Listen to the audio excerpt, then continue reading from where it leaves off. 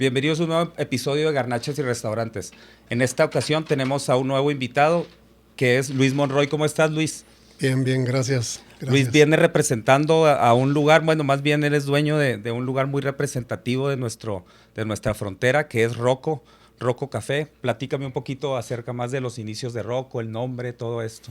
Sí, pues empezamos en el año 2000 y para no hacer el cuento tan largo, el Rocco nació de simplemente de el no saber qué nombre ponerle y estaba viendo la televisión y vi el nombre de un golfista que se llamaba Rocco Mediate y estaba jugando contra Tiger Woods.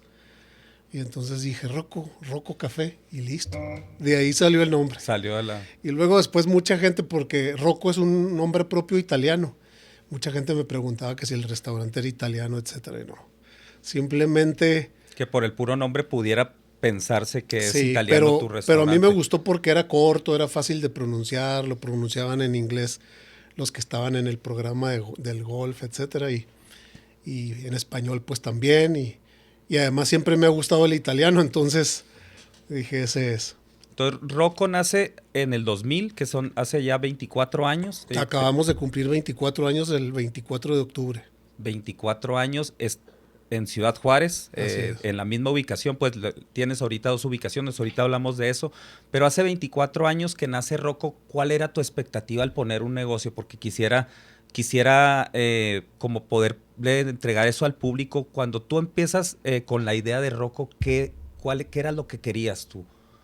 Mira, desde que era niño, no sé por qué, yo quería ser empresario. A lo mejor me influyó algún familiar, etcétera. Mi bisabuelo, que fue una persona que se vino de España a los 14 años y fue emprendedor y pues hizo muy buenos negocios.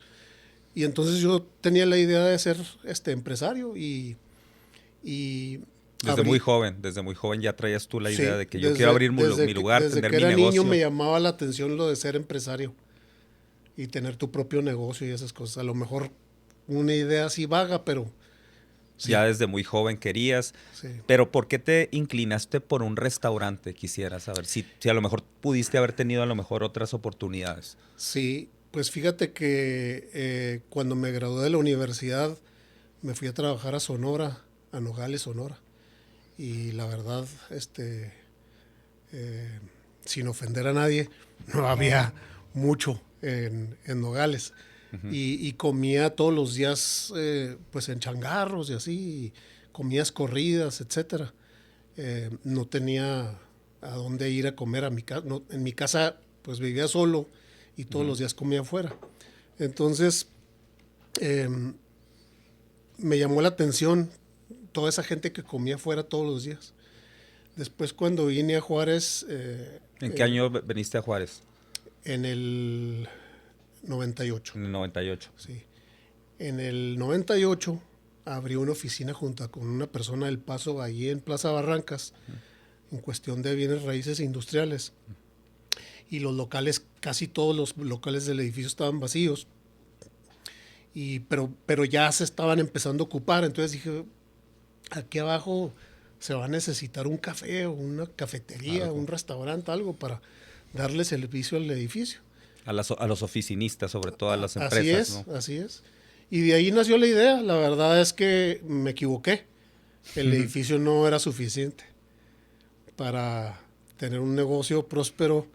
La gente del edificio no era suficiente. Era muy poquita la gente, era ¿no? Muy poquita. Aquí en Juárez todavía se acostumbraba y se acostumbra todavía a salir mucho a comer a sus casas, etcétera. Sobre todo a los que les queda cerca. Y entonces abrimos y pues sí vendíamos en el edificio, pero rápidamente me di cuenta de que tenía que no era el mercado, ¿no? Pues no. Tenía que irme a buscar clientes afuera y fue muy complicado.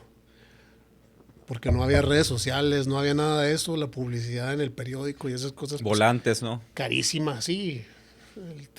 Volanteando y ese tipo de cosas y esperando años y años a que llegaran los clientes. Y nada más. ¿Y cuánto tiempo, por ejemplo, tú pusiste el negocio, Rocco, te diste cuenta que las personas de la empresa no eran lo suficiente, hasta que empezó a crecer la zona, empezó a tener un poquito más de movimiento, o qué qué fue lo que tuviste que hacer tú como para atraer más a la gente. Sabes que en realidad, pues sí empezamos a tener clientes frecuentes, pero eran muy pocos. Y realmente sí tuvimos que esperar a que la zona se desarrollara. La vivienda que está alrededor. Que cuando llegaste no había nada, nada más no había estaba nada, el edificio, había ¿no? liebres. A las 6 de la tarde lo único que había era liebres. Que para las personas que no saben, es en Plaza Barrancas, ¿verdad? Que está en Campos Elíseos.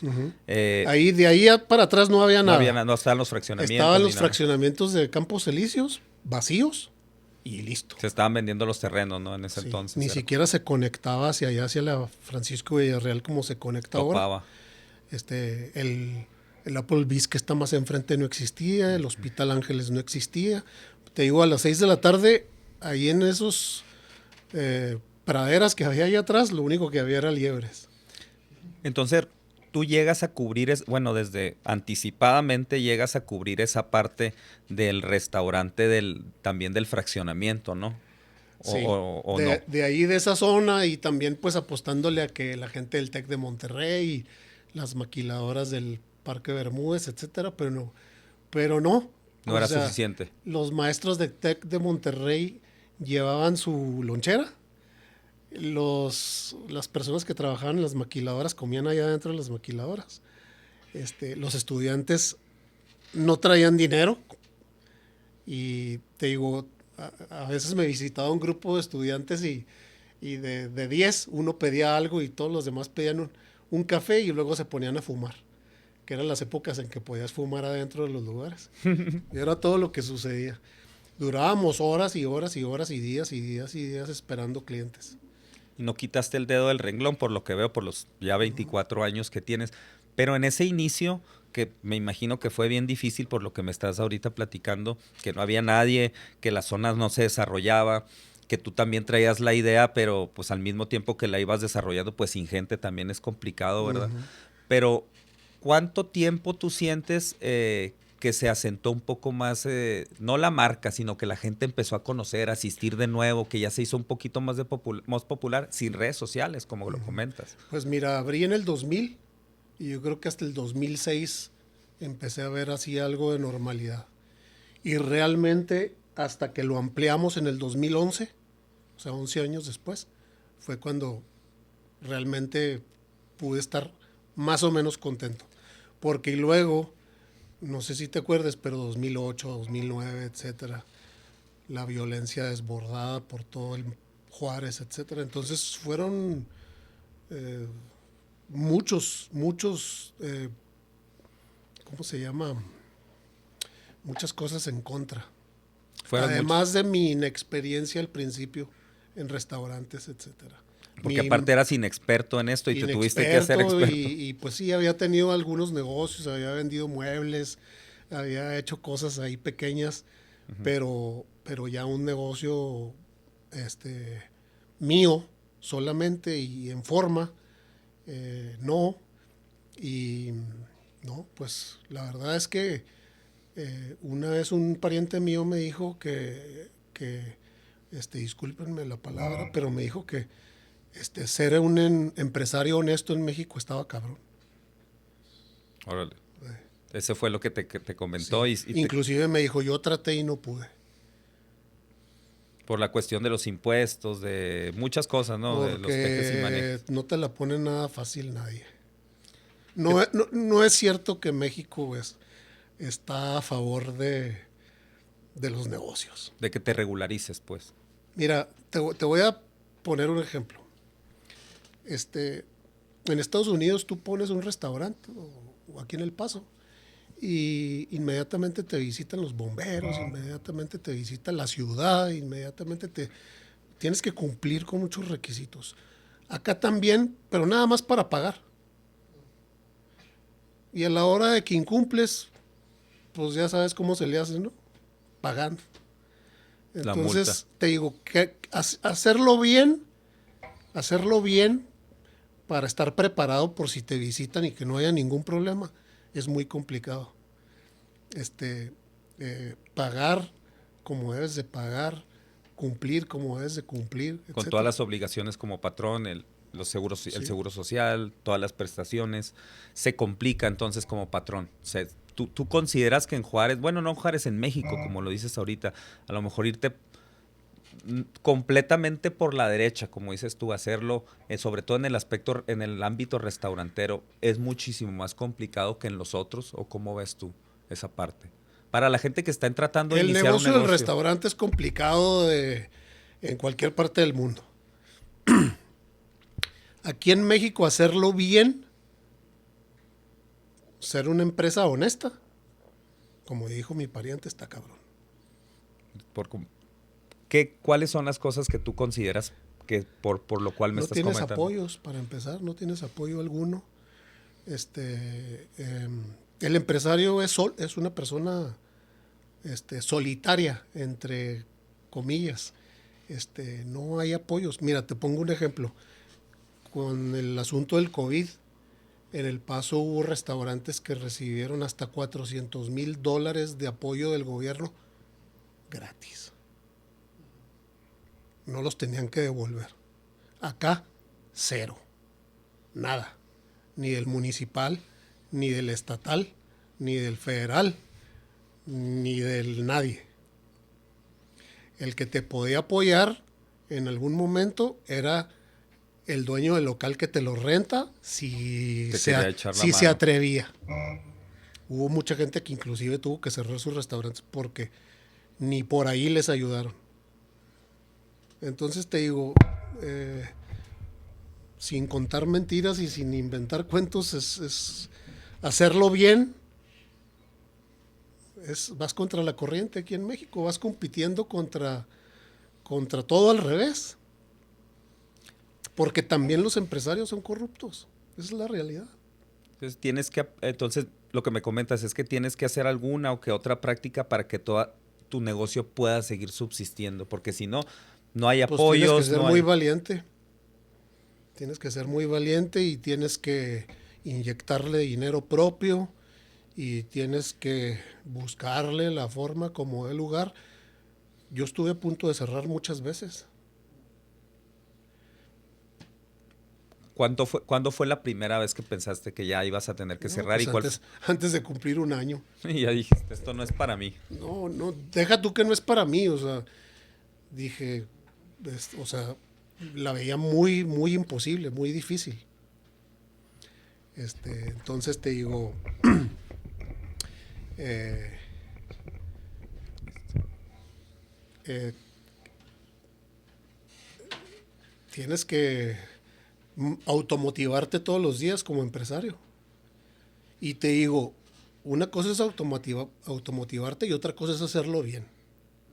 Okay. ¿Sí? Hacerlo O sea, yo por me la puedo derecha. automotivar, pero mañana ir a agarrar dinero de la caja y guardármelo en la bolsa y no pagar esos impuestos. Entonces, una cosa es automotivarte y otra cosa es... En mi caso, lo que siempre quise fueron las dos cosas. Y pues, la verdad, Es complicado. te daban ganas de llorar. Y a veces todavía dan ganas de llorar, porque es que la verdad es que no hay grandes apoyos a los empresarios, ni siquiera hay crédito. ¿No?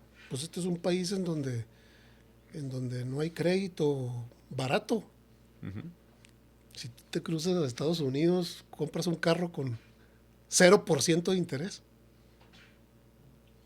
Y en el caso, por ejemplo, aquí de la frontera, porque particularmente estamos aquí en Ciudad Juárez, tu negocio está en Ciudad Juárez, ¿cuáles son los retos que tú sientes que son distintos al restaurantero del interior del país? Porque hay cosas que hasta por lo del dólar, que hay... Una vez que lo platicamos tú y yo, que hay cosas que impactan inmediatamente aquí, como una subida de dólar. Las rentas. Las rentas, otras cosas. Aquí estamos acostumbrados a cobrar las rentas en dólares. Yo creo que está mal. O sea, estamos en México. ¿Por qué voy a pagar la renta en dólares? Pero así es. Yo tengo 4 locales y los rento en pesos. Aquí me voy a aventar un pequeño anuncio, pero es Smart. A mí me renta un local y me lo renta en pesos. Me lo podría rentar en dólares. ¿Por qué todos los demás no? ¿Por qué todos los demás no lo hacemos en pesos? Y y negociamos y hacemos los acuerdos, claro, ¿verdad? O sea, se puede complicar la cosa y puede haber inflación, bueno, pues lo trabajas, pero no en dólares, y si mañana el dólar amanece a 30, pues a 30 me lo pagas. Entonces, ¿sientes que también el rubro restaurantero está muy dolarizado? Al final, o sea, pues si la renta, que es como la parte medular de esto, las tenemos negociadas en Pues dólares. mira, no te sé decir del 100% de los locales. Ajá, o de la gente que, la verdad, no te sé decir. Pero tú, ¿cómo sientes eso? Pero yo sí rento locales en dólares y sí se me ha complicado. También he tenido beneficios, como ahora que estuvo a 16, ¿verdad? Etcétera. Entonces, tampoco hay que llorar. Pero yo digo que, pues, no te vas a Francia y te cobran la renta en dólares, te la cobran en euros, ¿verdad? Y no te vas a Argentina y te lo cobran en dólares, te lo cobran en pesos argentinos. Y aquí, pues, por estar en la frontera, pues, hemos hecho las cosas así. Pero en la Ciudad de México, pues, te cobran en pesos. Y en Chihuahua te cobran en pesos. Entonces, pues, Juárez también es México, aunque quisiéramos ser Estados Unidos.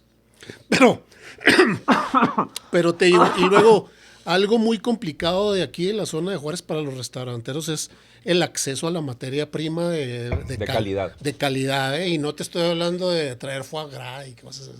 No, de calidad. Que allá en la Ciudad de México no nada más está a la mano, sino hasta más barato.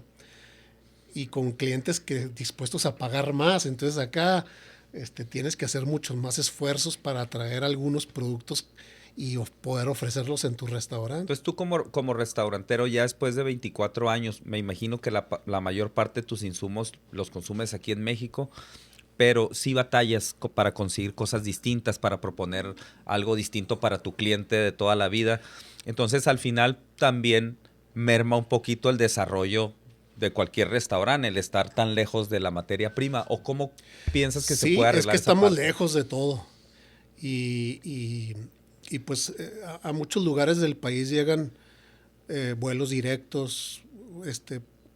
Por ejemplo, la ciudad de Oaxaca, que tiene mucha gastronomía, etcétera, y que se ha desarrollado muy bien, pues ya les llega mucho más producto que el que llega aquí a Juárez, etcétera. También hay más demanda, ¿verdad? Más turismo, etcétera. Entonces, pues aquí falta que también el cliente lo demande, ¿verdad? Sobre todo porque propuestas sí ha habido. Mira, te pongo un ejemplo. Yo estuve buscando burrata. Y pues inclusive hasta fui al Paso a buscarla y no, pues no encontré. Y luego pedí una burrata hecha en México. Y pues vuelo de avión. Entonces me costó un 25% más caro que el restaurante de la Ciudad de México que compra ese mismo producto.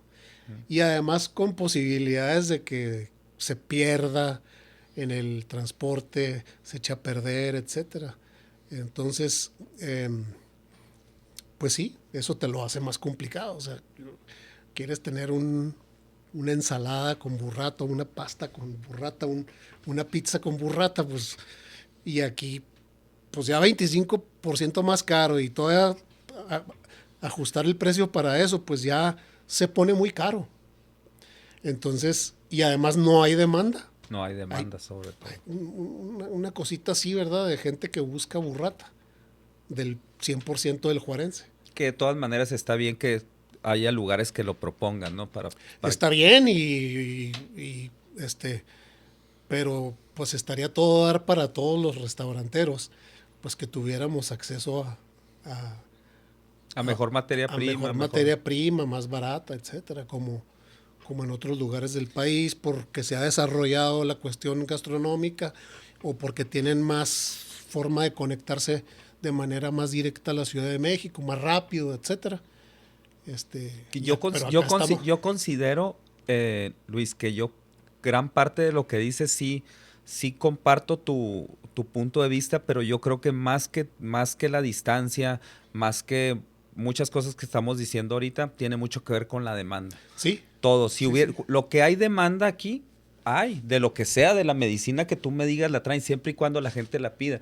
Claro. Pero la bronca también es que la cultura gastronómica aquí en Ciudad Juárez también ha sido muy difícil desarrollarla y poderle proponer cosas distintas al cliente, no nada más por la accesibilidad, sino también por el ticket promedio. Yo creo que ahorita en Juárez 2024 el éxito de un negocio 100%, al menos de gama media para abajo, tiene que ver en su ticket promedio. O sea, yo lo veo en los lugares que están llenos, los que tienen éxito ahorita, es por el ticket promedio, no es ni siquiera por el sabor, ni por la propuesta, ni por nada. 2024 subió tanto salir a comer, o sea, un 30-40% más, que ahorita el ticket promedio te marca completamente pues, las ventas. Entonces, sí considero que se batalla mucho en proponerle algo distinto al cliente, pero también en cuánto lo vas a proponer. ¿Por qué?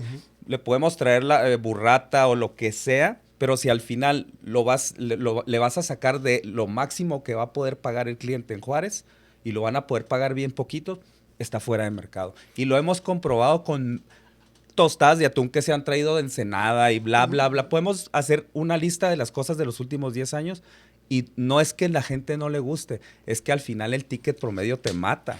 Yo una vez me traje mejillones en avión de Ensenada y llegaron y los preparé yo mismo, los limpié yo mismo, etcétera, todo.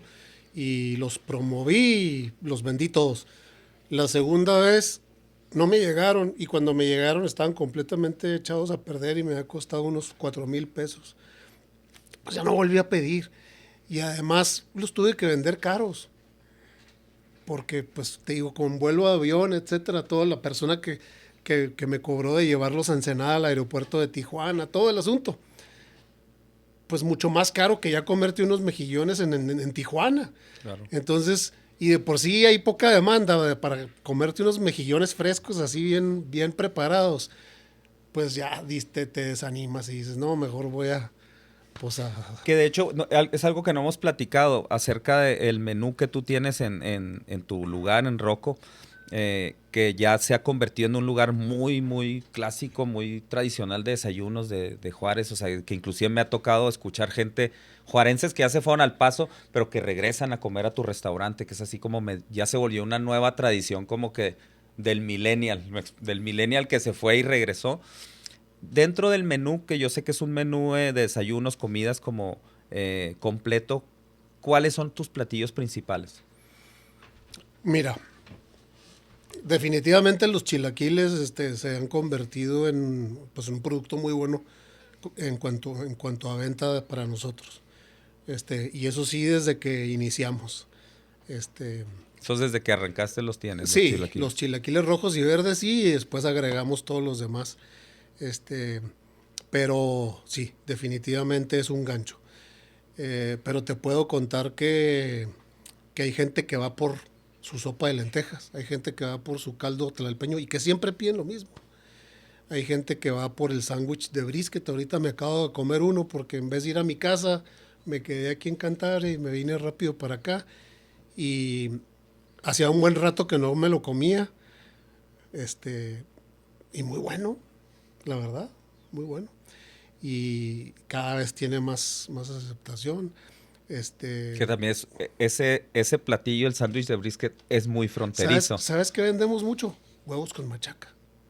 Que eso es muy chihuahuense. Sí, o sea, muchos, ¿eh? Que al final Rocco es una fusión de varias cosas. Entonces, te digo, pero inclusive en los 24 años de repente he dicho, no, tenemos que hacer cambios en el menú y quito algo.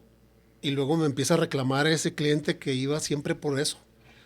Entonces se ha vuelto como un menú muy estático.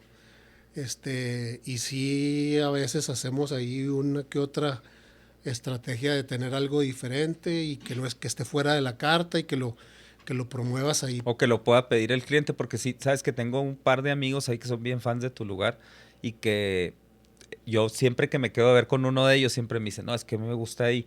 Y siempre pide lo mismo, o sea, es de que hasta una avena pide, pero él siempre pide que cuando pide huevos o algo, pide que se los hagan de otra manera. Mira, eso es algo que, por lo que algunos clientes, no te sé decir cuántos, ¿verdad? Pero yo creo que muchos nos reconocen. inclusive hay una conocida mía que dice, soy una latosa, porque llega y le hace todos los cambios habidos y por haber al platillo, y así se lo hacemos.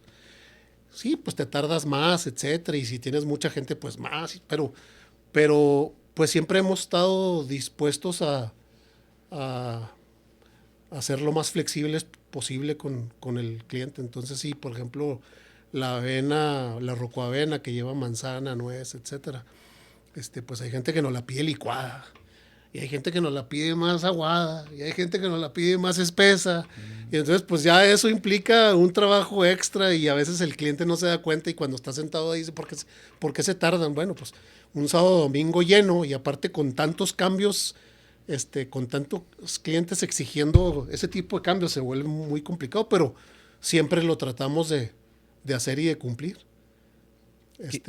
Que entonces hay flexibilidad con el cliente, como me comentas, porque a mí me consta que mi amigo pide que le cambien los huevos por no sé qué y está bien contento con eso. Pero también a la hora de comida, me he dado cuenta que es muy de desayuno, a la hora de comida cambia un poco la propuesta, inclusive la clientela. O sea, me he dado cuenta Sí. que cambia el mood del restaurante en la mañana, se siente un mood de muchas señoras, muy padre, y en la tarde a lo mejor está un poquito más relajado, más tranquilo. Sí, menos ruido. Menos ruido, más para ir a trabajar ahí. Y ha ido mejorando bastante, fíjate. Ha ido mejorando en las 2 sucursales, ha ido mejorando bastante el horario del mediodía y también de la noche aquí en Cantabria. Y poco a poco, pero pues te puedo decir que en ese menú de la tarde pues tenemos pastas, hamburguesas, pizzas, ensaladas, carne, salmón, tacos, bastantes postres, una tostada de atún fresco, eh, unos camarones en escabeche, etcétera. O sea, tenemos bastante de dónde escoger. Platícame un poquito de tu segunda sucursal, ahorita la comentaste que es Cantabria. Abres hace 24 años tu primera sucursal. ¿Cuándo es cuando se toma la decisión de abrir la segunda? ¿Y por qué? Si ya venías también tú de haber sufrido, como me comentas, y dices, quiero la segunda, pero ¿hace Pues cuánto mira, fue? ¿por qué? La verdad no sé. Sinceramente te lo digo, yo creo que Que la segunda sucursal ya hasta la arquitectura está está un no, poquito y más... mucho más caro, la La renta renta. y todo. Pero mira, ese proyecto yo lo vi, el proyecto, la maqueta de ese proyecto completo, que todavía no está completo. Esa zona de Cantabria le falta todavía desarrollarse bastante. Cuando yo vi ese proyecto dije, yo quiero este local de aquí. Y todavía pasaron 6 o 7 años para que se realizara. Ah, cuando ya tenías tú... La maqueta estuvo, más o menos, estaba lista y todavía se tardó 6 o 7 años en construirse. Y desde ahí no quité el dedo del renglón, aquí. Y pues en el 2018, diciembre del 2018, vamos a cumplir 6 años. 6 años. A pesar de que también era una zona que todavía no estaba tan acreditada para ese tipo pues de construcción, de como venía también pues la zona no estaba todavía tan desarrollada, Todavía digamos. le falta, de hecho. Le falta. Le Ya falta. había movimiento, porque hay movimiento de bancos, de muchas, pero no como el movimiento que quería generar la plaza en sí y que sigue queriéndolo generar. Entonces, a mí en lo personal, esta segunda sucursal sí siento que fue como un upgrade que le diste hacia todo, va, está más bonito, todo. Y hay gente que le gusta más la nueva sucursal. Sí me he dado cuenta que como que, Sí, hay gente que no que le cambia la otra. encanta la otra, ¿verdad? Y pues y hay gente que me dice, no me gusta ninguno de los dos. Y ok, está bueno. Pues imposible Gustarle a todos. que diera, ¿verdad? Que les gustara a todos. No, hombre, pues olvídate. Pero ¿por qué? La verdad, no me acuerdo por qué. Dije, después de tanto sufrimiento voy a meterme con otro. Pero, inclusive, abrimos en diciembre del 2018 y a principios del 2020 empezó el COVID. O sea, a tallar otra vez, ¿verdad? A sufrir otra vez. Te tocó toda esa parte complicada, ¿no? Sí. Y y pues otra vez, ¿verdad? El reto del Aguantar. COVID, ¿cómo estuvo para Rocco? O sea, ¿qué fue como para todos, pero qué fue lo que tuviste que hacer para mover todos los hilos, poder continuar y sobre todo alguna acción que hayas metido en el COVID y que ya no la quitaste, que ya es parte de ahora sí que de tu know-how? Mira, eh, en el COVID hicimos lo que pudimos. O sea, hicimos lo que pudimos para no cerrar. Estuve a punto de cerrar, hubo ahí 2 semanas en las que estuve a punto de cerrar, no nada más Cantabria, sino los dos. Así ya de plano decir, adiós ya, no. Porque pues no sabías, como no La sabías, incertidumbre, ¿no? sí, no sabías cuándo iba a terminar esto, etcétera, y pues empiezas a preocuparte mucho. Este, no sé si te acuerdas del H1N1, etcétera. Pues ahí empezamos a, desde antes del H1N1 nosotros ofrecíamos gel desinfectante en las mesas. Y cuando llegó el H1N1 ya lo teníamos nosotros. Entonces lo que empezó a hacer mucha gente y nosotros ya lo estábamos haciendo desde antes. Y eso nos ayudó porque la gente ya lo tenía aquí, allá en Campos Elíseos. Y luego pues llegó el COVID y pues con más ganas, ¿no? La lavada de manos y el desinfectante, etcétera. Pero ahorita ya nos relajamos y ya nada más lo tenemos para el que quiera o para el que lo pida. Pero, ¿qué hicimos? Nada. Vender a domicilio lo que pudimos, que fue muy poco. Y ponernos de acuerdo entre todo el equipo para trabajar menos horas, para que las nóminas no estuvieran tan imposibles, porque iba a estar imposible. Y fue un acuerdo que se los agradezco a todos los que trabajan conmigo, o que trabajaban conmigo en ese entonces, porque todos dijeron que sí. Y entonces, pues, gente que, no, pues yo descanso 2 días y nomás trabajo, y así. O yo me voy de vacaciones, pero pues no me lo pague, pero me voy de vacaciones un mes y pues después regreso. Entonces, mucho apoyo por parte de ellos. Y al final de cuentas sí obtuvimos apoyo también por el arrendador también. Y eso nos ayudó. Que del gobierno nada, ¿verdad? Nada, en ninguna de las tres instancias. Nada, pero ni un peso, nada, ni un impuesto. Ni el agua o algo. Algo, oye, nada. Oye, que esto es algo también que lo hemos platicado también con diferentes personas, que como el medio restaurantero es un medio fuerte aquí en Juárez, muy lastimado, todo el mundo le quiere sacar algo de ahí, pero al final nadie les ayuda. O sea, ni siquiera la Canirac, o sea, aquí en Juárez no hay, todo mundo, como dices, es muy solitario esto, pero no debería de ser así. A lo mejor lo platicas con una persona de otra ciudad o de una ciudad turística, a lo mejor no es así. Esa es la perspectiva que tenemos. ¿Por qué? Porque definitivamente el liderazgo en esta parte o el camino que lleva todo este rubro es muy incierto. Las regulaciones están bien, los protocolos de salubridad, todo lo que todo estoy de acuerdo, pero no se cumple. Si se cumpliera, los restaurantes formales tendríamos mucho menos competencia informal. Y pues no quedaría de otra más que ir al formal. Y eso pues nos ayudaría bastante.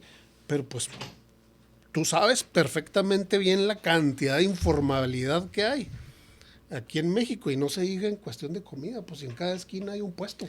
Yo considero que sí, la informalidad no debe dejar de existir, pero con un orden. Y yo creo que en Juárez no tenemos ningún orden para la informalidad, sobre todo de la comida. Un ejemplo que ese ejemplo siempre me gusta ponerlo, aunque no tengo en contra de nada de ninguna de las dos partes, pero un ejemplo muy claro es en la Vicente Guerrero, que está el Burritos Crisóstomo, y más adelante están los burritos de hielera de afuera de Banamex, que están exactamente a una cuadra de distancia. Y el de la hielera de Banamex es una persona que llega, se pone 3 horas y vende todos los burritos en 3 horas y se le termina. Y obviamente son negocios muy diferentes, pero tú estás viendo por qué tiene tanta gente él. es una competencia desleal desde mi punto de vista, porque estás... Pues debe de tener mejor precio para empezar. No, ajá, obviamente, pero es una competencia completamente desleal porque estás exactamente enfrente, sin pagar impuestos, sin pagar el espacio siquiera de un estacionamiento porque no te lo están rentando. Y deja tú eso. Digo, yo voy a suponer que este señor de la hielera, que no sé cuál es, no sé cuál es, pues hace bien las cuestiones de la lavada de manos y todo el manejo del dinero, etcétera. Pero si no lo hace bien, pues ya ahí vas contaminado de entrada. Y si en los restaurantes formales es complicado controlar eso y aún y que hay algunos que estamos todo el día insistiendo en el orden, en la limpieza, en todo lo que tiene que ver con la salubridad y todo eso en la cocina. Y es complicado. O sea, Es que también al que vende comida, por lo general, yo no porque sea así al 100%, pero al que vende comida informalmente, casi nada más le mandan a comercio y una vez a salubridad y por cumplir el dato. Y si tú estás dado de alta por la derecha con toda tu gente, te van a estar visitando frecuentemente. Pues lo que sí te digo es que te sale muchísimo más caro. Y te digo, y toda esa informalidad que entiendo por qué existe, ¿verdad? Pero no debería de existir si hiciéramos bien las cosas. O al menos con un poco de más orden. Sí, pero en realidad, te digo, pues tú vas a París y o te metes al restaurante o no comes. No hay un pelado vendiendo croissants en la esquina. Vas y lo compras a la pastelería, a la panadería. ¿Sí me explico? Uh-huh. Y pues obviamente esos restauranteros y esos panaderos y esos pasteleros pues venden más a que si hubiera un puesto en cada esquina. Entonces yo entiendo por qué existen esos puestos. Pues porque pues, no le queda de otra a muchas personas, ¿verdad? Pero para nosotros los formales, viendo fríamente así el negocio, pues nos afecta muchísimo. Sí, porque enfrente bien se puede poner uno a vender chilaquiles a la mitad de precio y ahí en una cajita, ¿no? Sí, nada más. Y te va a quitar clientela y le va a quitar pero no es uno, son miles. Entonces, ese es otro asunto para el restaurantero aquí en México, ¿verdad? El aplicar la ley, como comentas, realmente aplicar la ley nada más como correspondiera y así se regularizarían las cosas más. Y podría haber puestos en la calle, ¿verdad? Pero regularizados, ¿verdad? O sea, vigilados, etcétera. Pero no es cierto eso, pues. No hay ese control. No hay. Y yo creo que también y ya sabemos también que cuando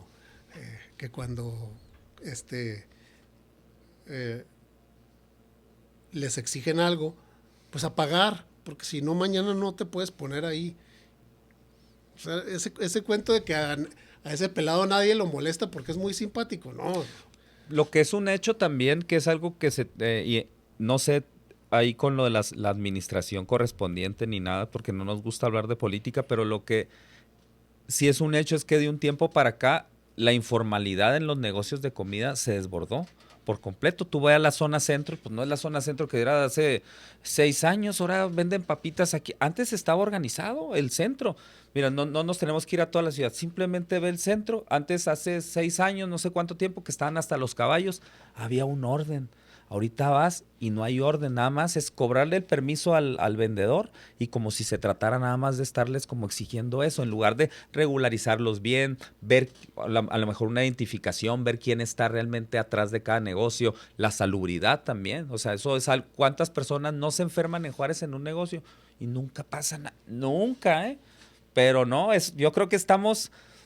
está mal que lo diga, pero tú te puedes enfermar en donde sea en Juárez. Es más, yo tengo amigos que se han enfermado en lugares buenos y le han hablado al dueño, delante de mí, sin quemar a ninguno, porque los conozco y les vale. Y no hay bronca. Hazle como quieras. ¿Por qué? Porque sabes que también en México no te van a aplicar la ley. ¿Tú qué opinas de esa parte? No, pues esa es la realidad. Por eso te digo, yo por mí que apliquen todas esas regulaciones y que exijan todos esos permisos, a mí me conviene. A mí en lo personal, como trato de hacer mi negocio, a mí me conviene que a todo el mundo le exijan. Pero no es cierto. No exigen. No hay. Y así en todo lo que te... Sin hablar de restaurantes, en cualquier tipo de negocio. Sí, en cualquier tipo de negocio. Si Y hubiera pues, cosas que se aplicara la ley, sería distinto. Y luego pues nos preguntamos que por qué no avanzamos, etcétera.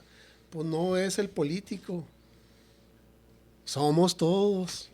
Es Los parte de mismos todo. empresarios. No le echamos ganas y no lo hacemos bien y le buscamos la vuelta, etcétera, etcétera. Tú no sientes, hablando de los empresarios, tú no sientes que, a diferencia de otras ciudades, en el aspecto empresarial de Juárez, como que siento que falta más como que de unidad entre los mismos empresarios, como que cada quien jala para su lado, yo me junto con estos, pero al final si no no son estas personas de mi grupo, no nos ponemos de acuerdo, aunque seamos vecinos y las personas tengamos a lo mejor un fin común, un bache enseguida de los dos. Se habla mucho de ese tema. Yo conozco bien Monterrey y Chihuahua. Y sí creo que allá son más unidos los empresarios en Chihuahua y en Monterrey por el pro de la ciudad. Sí creo que aquí en Juárez falta mucha unión. Y sobre todo mucho liderazgo de los empresarios más importantes. ¿Verdad? O sea, para que baje ese ejemplo de arriba hacia abajo, es más difícil para un pequeño empresario como yo, pues, andar tratando que si me agarro de uno grandote y de ahí nos apoyamos todos, ¿verdad? Y nos unimos todos. Entonces, se habla mucho de ese tema. No hay una métrica, o sea, no hay, oye, en Chihuahua son 83% unidos, pues no hay. No. Entonces no te sé decir qué tan desunidos o unidos estemos. Pero al final yo creo que la ciudad habla por sí sola, ¿no? O sea, sí. Si tú hablas, allá es por cómo se ve la ciudad. Es más, yo con el centro histórico tengo siempre como mucho mi problema porque me gusta ir, pero sé que es un gusto adquirido, que sabes que no puedes llevar a nadie de fuera porque está sucio. Yo veo que gran parte del problema, no del problema, una partecita del problema es también la limpieza. Veo que no limpian, o sea, en general la ciudad. Mira, ¿qué tendría que hacer el gobierno municipal para limpiar si todos limpiáramos? No tendría que hacer nada. Pues recoger la basura a lo mejor. Y pues a veces ni siquiera eso porque lo concesionan o lo que sea. Pero pues nosotros somos los que tenemos que limpiar. Nosotros mismos. Adentro y afuera. Entonces eso de, pues allá afuera ya no es mío. Aquí adentro sí, pero allá afuera ya no es mío. Pues si dejo la bolsa de basura y tira, ya no pasa nada. No, sí. Entonces, pues te digo, ¿qué tendría que hacer el gobierno municipal para atender muchas cosas si nosotros lo hiciéramos en automático? Y otra, al hacerlo en automático podemos exigir otras cosas también, pero pues no lo hacemos. Pues ya nos da miedo exigir porque pues, oye, yo hago esto mal, si voy y exijo, después me van a venir y agarrar por acá. Entonces, ni una ni la otra, y por eso se va complicando cada vez más. Es un círculo vicioso. No exijo porque yo también estoy incumpliendo en algo. Me da miedo exigir porque después van a venir a molestarme por lo que yo hago aquí todos los días mal. Oye, hablando un poquito del menú de tu restaurante, porque es algo como que quisiera comentártelo. Yo hace poco escuché una entrevista de una persona que me hizo mucho clic en muchas cosas y lo he estado como que pensando, que dicen que para que tu negocio tenga éxito, ahorita en este momento tienes que replantearte para que esté hecho para la generación que viene. Definitivamente que es Centennials y los Millennials lo que queda, porque ya el Millennial ya no va a ser el consumidor. Entonces yo platicando con muchos propietarios de restaurantes y todo, muchos no, algunos sí saben que ya vienen otros gustos y preferencias de la gente, ya lo están viendo, inclusive platicando con el señor de Tortas Nico que tiene 50 años vendiendo tortas, él me dice, yo hubo un momento donde tuve que meter estas, que ni siquiera son mi onda, este tipo, los metieron mis hijos, y son de las que sí piden, porque ya se dio cuenta que viene otra generación. Entonces, ahorita, gran parte del éxito de los próximos años, no nada más de los restaurantes, de los negocios, tienen que estar hechos para eso. Entonces, ¿cuáles son los cambios que tú sientes que deberías de hacer? Porque tú me dices, yo no muevo el menú, esto es así, pero al rato a lo mejor tus clientes se van a terminar comiendo un plato entre dos personas porque ya se están haciendo grandes. Eso nos pasó con el señor de Garufa, me dijo lo mismo, su clientela se empieza a hacer grande. Entonces, ¿qué es lo que tú consideras que tuvieras que hacer para darle la vuelta a esto que viene? Sí, pues mira, simplemente estar atento y escuchar. Te voy a contar algo. Pues, cuando yo estaba en la prepa, yo no tomaba espresso, ni capuchino. Cuando yo abría el Rocco, llegaban chavos de la prepa de el Tec a pedir expresos y capuchinos. ¿Y por qué era? Porque ya estaba Starbucks por todos lados, y entonces ya lo habían conocido, etcétera. Entonces, ahora ¿qué pasa? Pues también la gente viaja más. Ahora de repente te encuentras chavos de 15 años que ya fueron a Europa. Cuando yo tenía 15 años, ni por aquí ir a Europa. Entonces, pues allá vas y ves y conoces, etcétera. Y pues después vienes y quieres tener ciertas cosas igual acá y probar. Y entonces, sí estamos atentos. Y sí, de hecho, ahorita, en lo personal, estoy iniciando para hacer algunos pequeños ajustes, cambios, etcétera. Porque tú siempre estás pendiente, o sea, siempre estás en tu negocio por lo general, ¿no? 24/7. Sí, siempre estás. Si me voy de vacaciones, de todos modos estoy.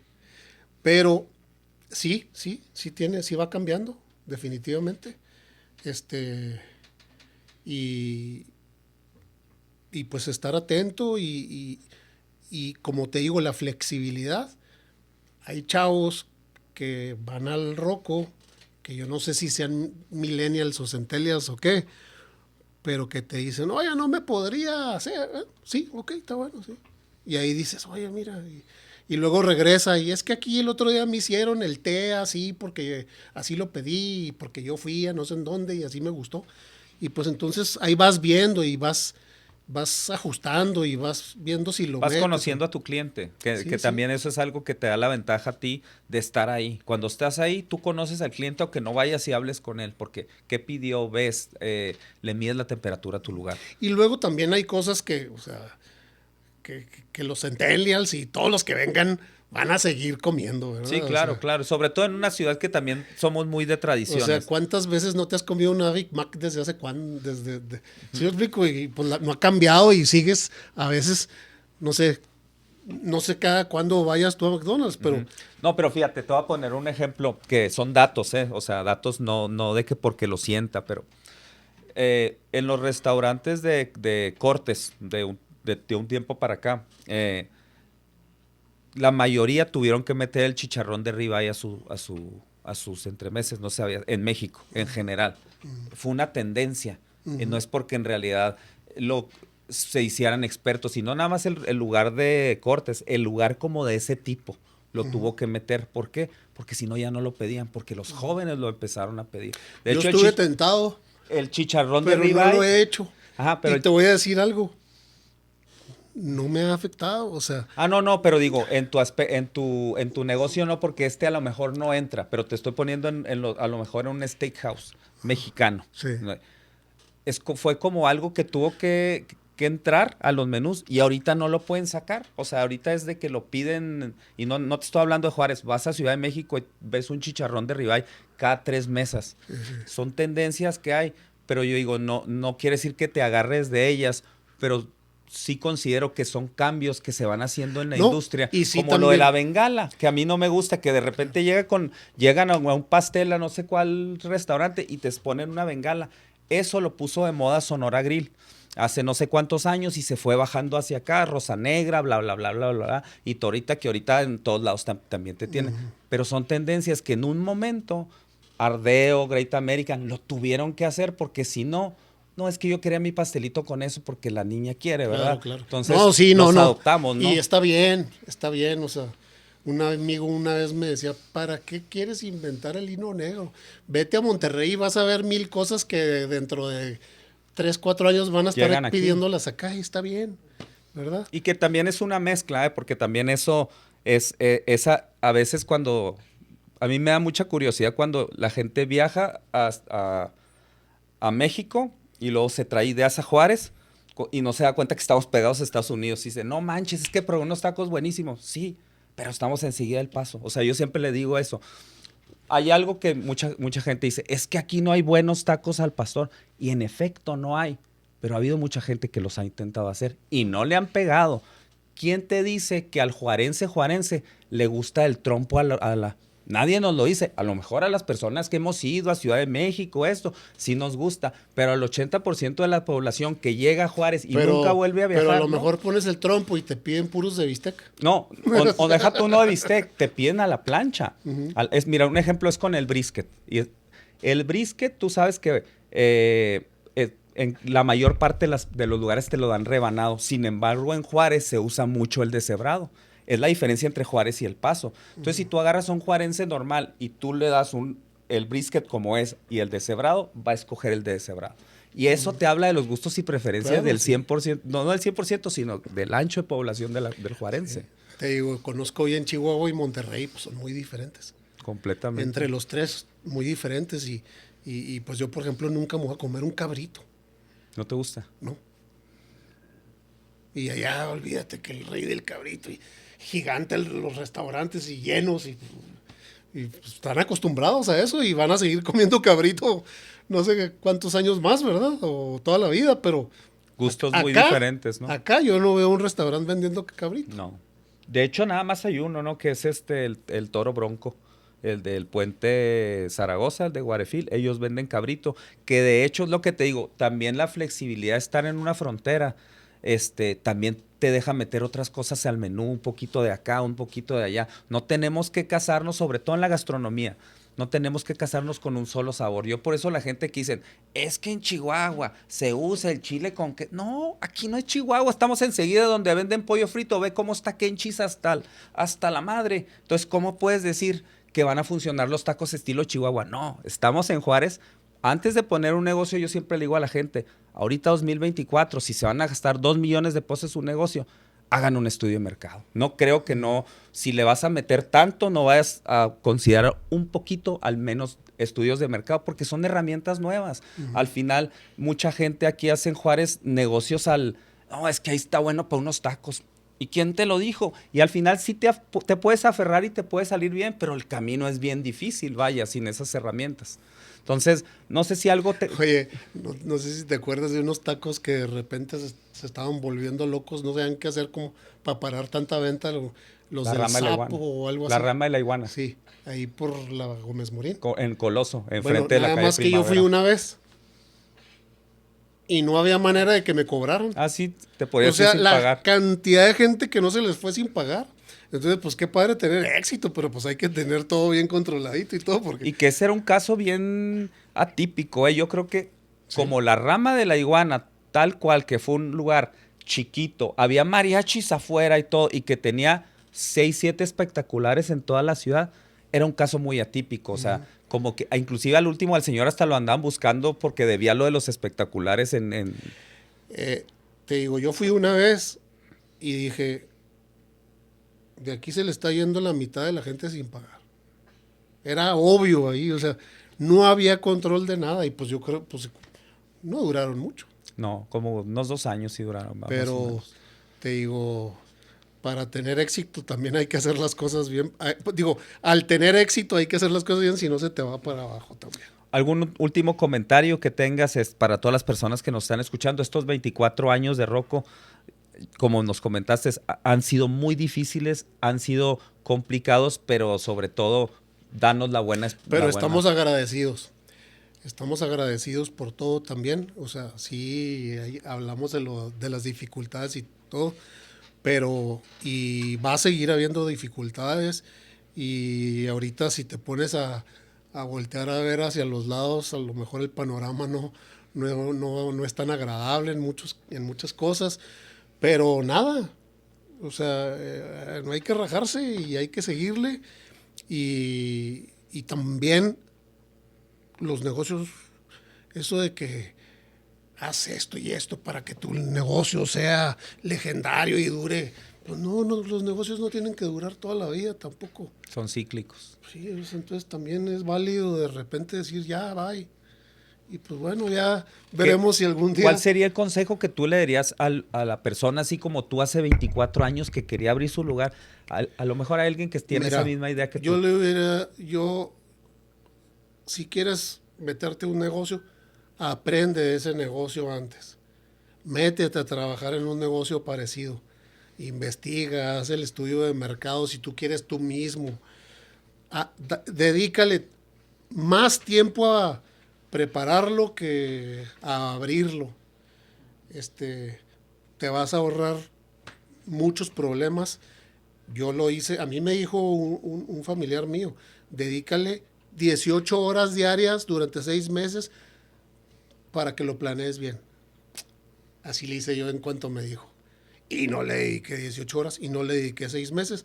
Lo abrí rápidamente y a llorar. Fueron las consecuencias. A llorar. Pero bueno, lo bueno en este caso fue que pues le seguimos.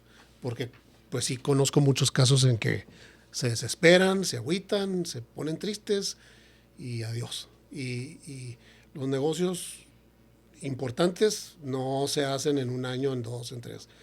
Y a veces en 10 años es cuando empiezas realmente a saber de qué se trata tu negocio. En 10 años. Excelente. Pues un muy buen consejo, la verdad, que sí, a la gente que a veces piensa que es muy fácil abrir un restaurante porque traes una idea y un dinero ahí extra, es fácil desarrollarte en este medio, no es fácil. Las famosas startups. Las startups.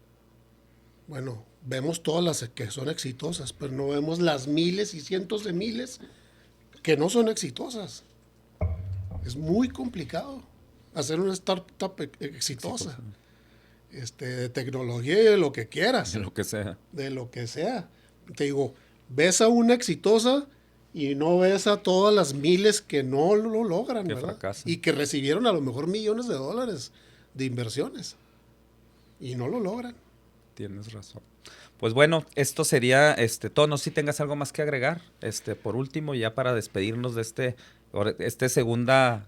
Pues solamente gracias a ustedes por invitarme y a todos los que vean este podcast, pues que nos visiten en Rocco. Rocco es para todos. Rocco es para los niños, para los viejos, para los tranquilos, para los no tan tranquilos, para los que quieren un refresco, para los que quieren una cerveza. Tenemos para todos y también tenemos precios para todos. Mucha gente de repente piensa que no, ese negocio no es para mí, hay que de repente entrarle a los burritos en la hielera y de repente echarte algo en el restaurante sentado con una copita de vino, ¿verdad? Pues excelente, muchas gracias por tu tiempo también, una muy buena plática. Y esto sería todo en este capítulo. Un gusto que nos hayan acompañado en este episodio de Garnachas y Restaurantes, el podcast. Nos vemos la siguiente.